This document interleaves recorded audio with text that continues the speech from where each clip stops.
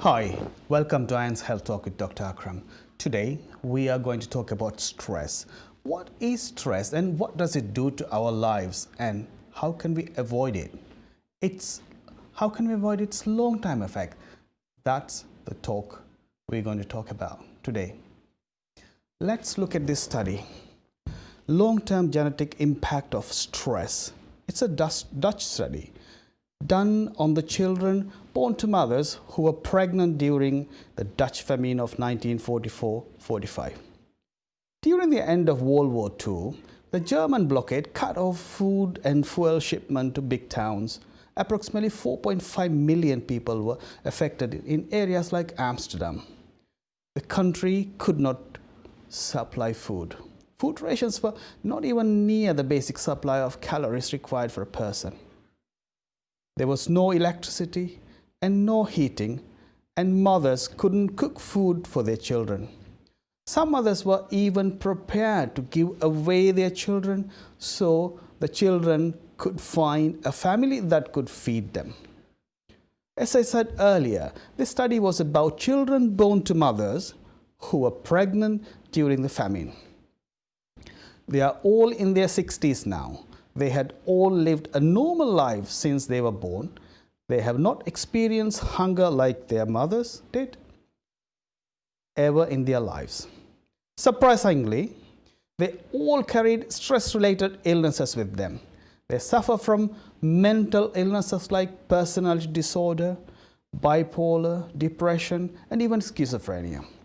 They also carried a higher prevalence of high blood pressure, heart disease, stomach ulcers, and frequent mood changes. They also had a higher prevalence of larger fat layers around the abdomen.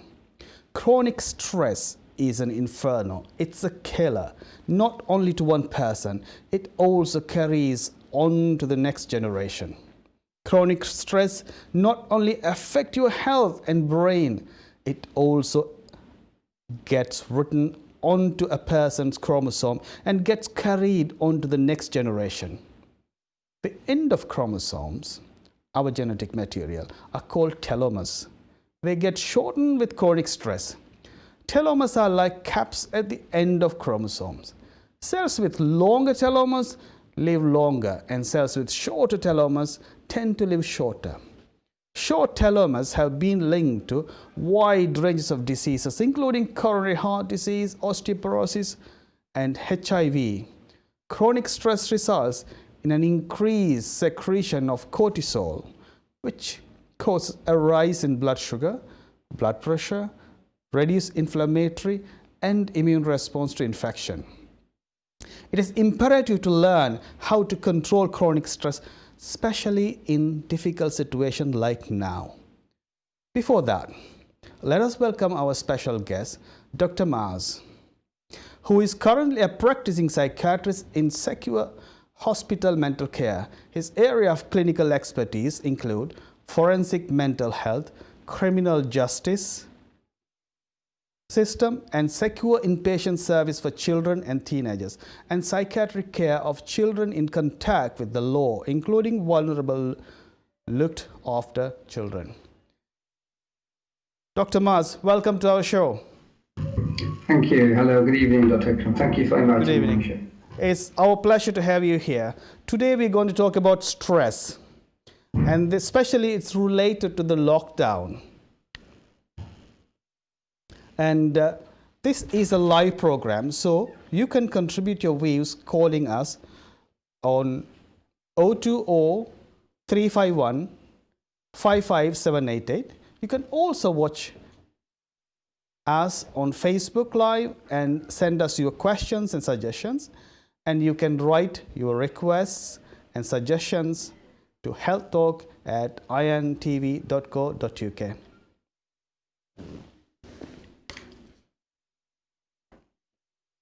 Dr. Maz, how is the day today? Very well, thank you. Thank you for having me on your show. The weather has changed. It's warmed up. What have you been doing today? Have you gone to hospital or you been just laying down in the garden? No, I've been working from home actually. Oh, really? So mostly been indoors. Working from indoors. You have a stressful, it's a quite difficult job, isn't it? There's a lot of people affected with mental issues in these days. How do you cope with it yourself? Yes, it can be stressful, which means that we need to have techniques and strategies to cope with stress and deal with stress, and to make sure that the stress does not build up and become unmanageable or start to affect life outside of work. Exactly. That's what we're talking about. I've been looking at it's crimes going in different fashion. Some crimes are going up, some crimes are going down, and people are frustrated. They're locked down in these days. Oh, this is an important program. Let's look at some facts before what we could talk about. Okay, children, youngsters, and adults are all locked down. We are imprisoned in our houses. We humans are social animals. Social interaction was a pivotal in developing our brains and our own race. What do you think the impact will be on us personally and on our society? Yes, I mean the pressures and challenges of lockdown that are faced by everybody have been great and felt by everybody that I know, and some people will be affected more than others, so it's to varying degrees. But we know that personal isolation and loneliness are huge factors, not just in emotional and psychological health, but also in physical health too, including stress can affect long-term health conditions, serious disease, including cardiovascular disease, heart disease, and stroke. And so these are very serious issues that have long-term effects on people's health. Individuals who have less personal and social support, they suffer worse health outcomes, and they are sicker and unhappier, and we know this. And this is the cost of isolation in terms of the lockdown. If we add to this the burden and stress of economic problems, financial issues, and pressures to do with employment, then we can see that issues like reduced household income can have a massive effect on people's stress levels at the moment. Exactly, yeah. So we can begin to see the size of the problem and the challenge, really, that our communities and society at large faces in the coming weeks and months. And we know that many individuals and families have already suffered hugely due to all of the above, including real and severe financial hardship, and the breakup of previous social support networks in neighbourhoods, extended family networks, has seriously disrupted people's support that they've been used to in the past. And without this, without this, people are really struggling. And I think this is the real cost of the lockdown, really, to individuals and communities. Yeah, we don't think that seriously, isn't it? This is a big problem, and it's affecting in a huge amount. But we don't think that deeply into all these situations. It affects your health, it affects your mental health, and it affects everywhere, isn't it? Okay. Yes. Will the psychological impact, will it continue after this lockdown ceases? I mean, it's almost going off. It's a certain amount of lockdown is going off now. But this psychological effect, what we have, will it going to be with us forever? It's difficult to be certain about long-term outcomes, but it is very possible that many people will be apprehensive or scared or fearful to go out of their homes, to leave and begin to socialise again. People will be worried about seeing and meeting people again, understandably. Yeah, some people might be worried about spreading the infection to loved ones, to family members that are vulnerable, or catching the infection themselves. So it may be that some people will lack the social confidence in the future due to the prolonged period of confinement and isolation. And I think it will take some time to get used to the new normal. New normal life, isn't it? That's right. I mean, that's right. That's what I find as well when I'm walking around the street. Sometimes people cross the road to avoid eye contact or some other contact with people. So we have not been like this. I don't know. It is a strange experience for many people, especially people have been used to meeting and mixing and having physical contact and shaking hands and hugging. So it is very strange for lots of people. That's very strange, exactly, yeah. Where are we going to go from here? Even the planes, we won't be able to sit close to another person in the planes. And the buses, undergrounds. So it's going to change a lot over the years. Yes. Yeah. What are the short-term and long-term damages this lockdown will bring to our society? We have kind of discussed. Would you elaborate a little bit more on this?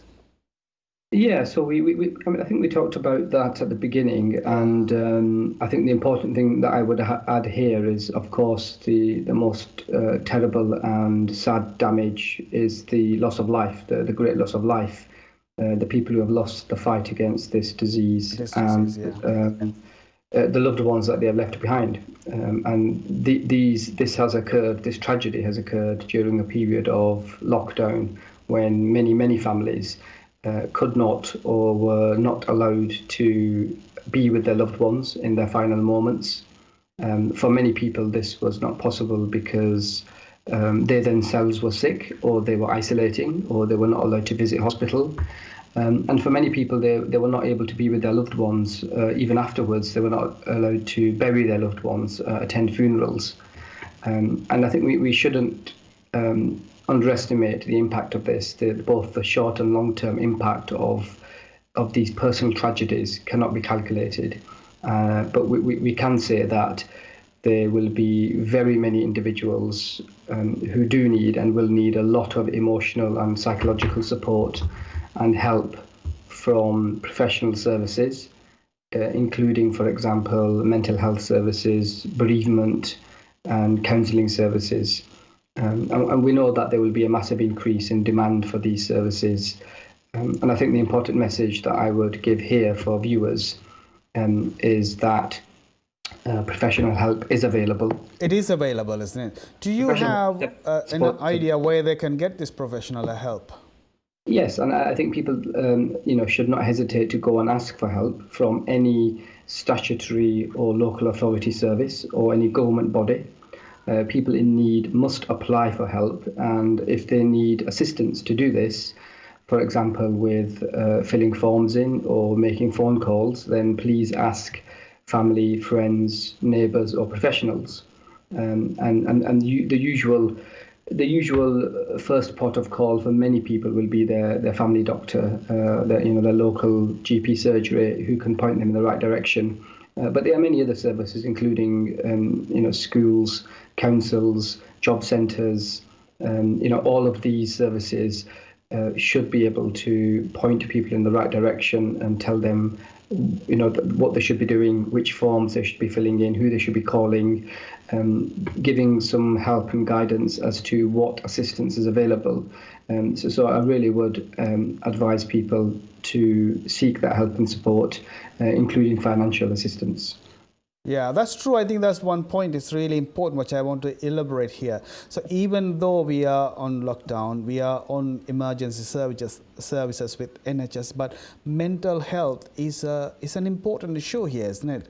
You might need help, and you have to get this help.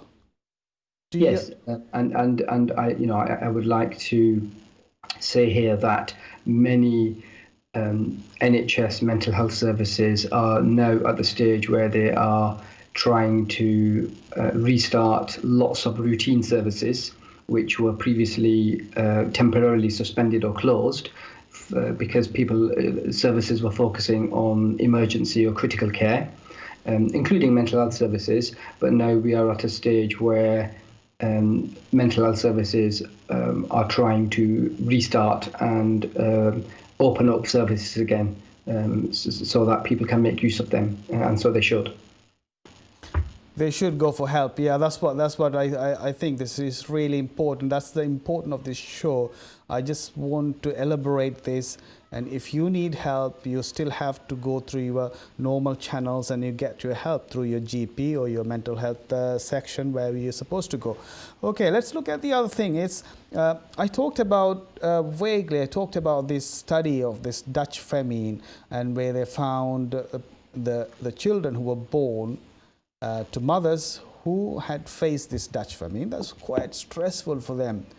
It is kind of similar episode which is happening with this lockdown. People are very stressed. They lost jobs. They lost their loved ones, and whatever happened to them. And though, how can we prevent this effect happening to our next generation, or even for us? Yeah, so I think it's probably worth spending a couple of minutes just trying to explain some of the terms and the concepts that you use talking about trauma and stress, and how these issues can affect our bodies biologically. How the makeup of our bodies and our genes can be affected by stress and significant life events. And we know that stressful life events, trauma, adverse experiences can affect the levels of stress hormones in our bodies. Yeah. And most people can understand that hormones are chemicals in our body which are affected by different factors, and they are a group of hormones which are called stress hormones. And over a long period of time, high levels of stress can change and affect the amount of stress hormones, and over a period of many years, including decades, this can affect the way our genetic structures, the genes, can be put back together and reproduced. And this can affect the regulation of stress hormones. So a lot of stress hormones are regulated and controlled by specific genes in our genetic makeup in the DNA. So changes in stress hormone levels, which last a long period of time, can affect our genetic makeup. And this is affected by trauma and significant life events. And we know that the impact of trauma, significant trauma, can be passed on to subsequent generations. So true, yeah. It can affect, as you mentioned a bit earlier, it can affect it. This has been studied, and the way that these genetic changes can be passed on to children and subsequent generations has also been studied and written about. The life experiences that you have mentioned, or significant life events that would be classed as severe trauma or stress. Stress, yeah. It can influence the way our genetic makeup responds, genetic responses to control and regulate, for example, stress hormones. And so, as you mentioned a bit earlier, so the children of such individuals are then more likely to go on to develop a range of anxiety and stress-related disorders as children and adults. So it's very important then that we try and control for this and support parents and children to reduce the impact on the next generation.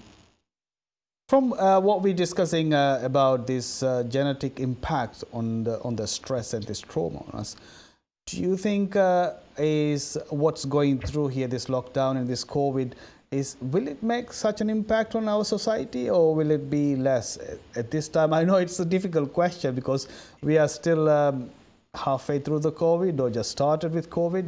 We don't know when we're going to finish it. What do you think from your experience? It's a good question, and it's an important public health question about the medium and long-term impact and consequences on people's health and chronic conditions. So in time to come, I think in years, in a period of years, these factors will need to be studied and looked at, looking at people who have pre-existing chronic health conditions, and then also looking at the changes in incidence and new cases of people developing severe chronic conditions that they did not have before. And it's difficult to make firm conclusions about this at the moment, but these are very important public health questions which will need to be studied in detail, indeed for years to come, I think. Exactly, but at least what we could learn from this study is that if we could avoid stress, at least we could prevent a certain amount of the impact what will carry on for our next generation, isn't it? The coronavirus crisis had led to drop. The good news is crisis had led to drop in crimes by approximately 20% in certain areas. Offences such as burglary and violence were down. That's according to Guardian. In Chicago, one of the USA's most violent cities, drug arrests have plummeted by 42% in the week since the city shut down. That was from Times News. But the UK domestic abuse helplines report a surge in calls during the lockdown, and cases of domestic abuse by female family members have doubled. This is according to Guardian. Why is this a pattern changing here? Why is that? Yeah, I mean, I'm familiar with those media reports that you're talking about. So there's a couple of things I would say here about that. I mean, I think it's important to highlight, as you've said, that some of the reports are about what's happening in America, in the United States, and I think that's a very different setup, a very different culture and society. So I think it's very difficult to make comparisons and extrapolate. Yeah. And I would caution against making similar comparisons to British society and the impact here. So, for example, comparing high rates of gun crime or homicide in Chicago, it's not really possible to do that here, like for like. So I would caution against making comparisons with media reports from the United States. And the other thing that you've mentioned is about domestic abuse. I mean, despite what you've said, still overwhelmingly, the vast majority of domestic abuse and violence victims are still women and children. Women and children, girls. And the majority of perpetrators are men. So I think it's important to say that there's some evidence that there has been a significant increase in domestic abuse and violence towards women and girls, including very alarming and concerning reports of an increase in the homicide rate. So since the lockdown began at the end of March, there has been an increase in the domestic homicide rate. So the number of women and girls being killed in a domestic violence setting has gone up. And that should be worrying for all of us, for everybody. Should be worried about that. That's quite worrying, isn't it? It is. And so the charities that are working in this sector have really been overwhelmed, and this is another area where I think statutory services and the government really need to step in and provide a lot of extra support to families and children and local authority services. What kind of help these people who are subject to this kind of abuse, or from early stage, how can they notify the authorities or the social structure or anything? Are there any way they could contact and they could say this is what's happening? Can you keep an eye on me or something? Yes. So there's lots of advice online. The charities, the domestic abuse and violence charities, have lots of advice online, and I would encourage viewers who are affected by these issues to go online and read on the advice regarding where to get help, how to stay safe at home, And people may have heard, for example, that some Boots pharmacy, the larger Boots pharmacy stores, are providing safe spaces for women and girls who are particularly affected by domestic abuse and violence. The Boots pharmacies offering safe space for girls and women who are particularly affected by this violence. That's interesting. Yes, so some Boots pharmacy stores, and so they provide a safe space and advice and a telephone, access to a telephone, so that girls and women affected can make phone calls and contact services and try and organise more formal and professional support and help. And so I think that's really important, and it may not always be possible, but if, for example, domestic abuse and violence victims are able to get out of the house by, for example, saying they're going to the pharmacy or they need to pick up some medication, they may be able to make use of such help and support that might be available in a pharmacy. That's very important. I think that with that important news, we're going to go for a quick short break, and we're going to see Dr. Mars in short time. We are talking about stress today, especially the stress affecting us due to the COVID lockdown. Stress is, as we said, it is an inferno. It burns inside and it affects our system. And after the break, we're going to talk more about what to do with especially children who are affected with stress and domestic abuse at home. So until then, please be tuned to Sky Channel 782 INTV. See you after break.